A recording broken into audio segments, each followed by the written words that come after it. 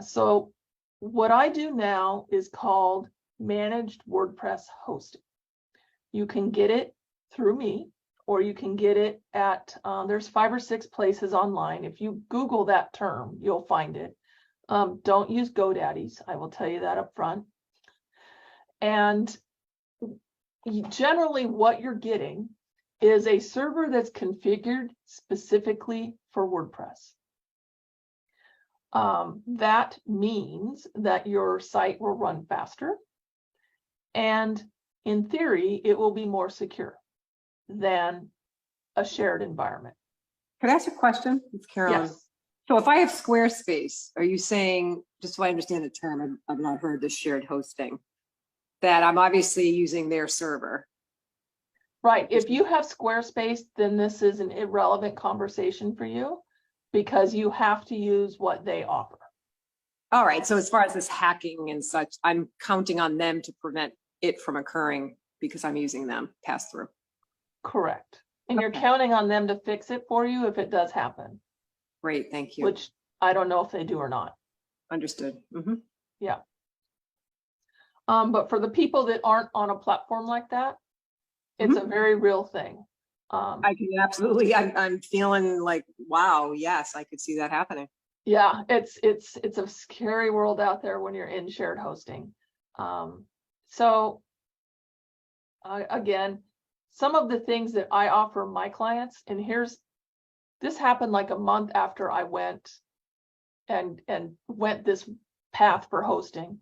I had moved a client onto the server, and I got contacted one morning from hosting support, and they said, this website had an issue last night.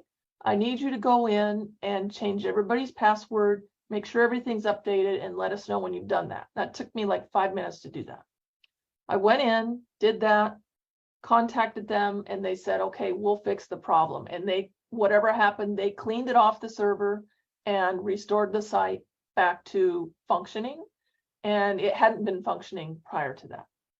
And all of this happened behind the scenes, and the owner of the website never knew about it until afterwards when I contacted her and said, hey, this is what happened. Don't worry, it's already fixed for you. And that's included in the price of your hosting. And so that's what I provide and the service I bring when it comes to hosting. What normally would have happened is if her site had been infected the way it was, she would probably have hopefully noticed it that day, if everybody goes to their websites at least once a day, and that she would have seen it had a problem.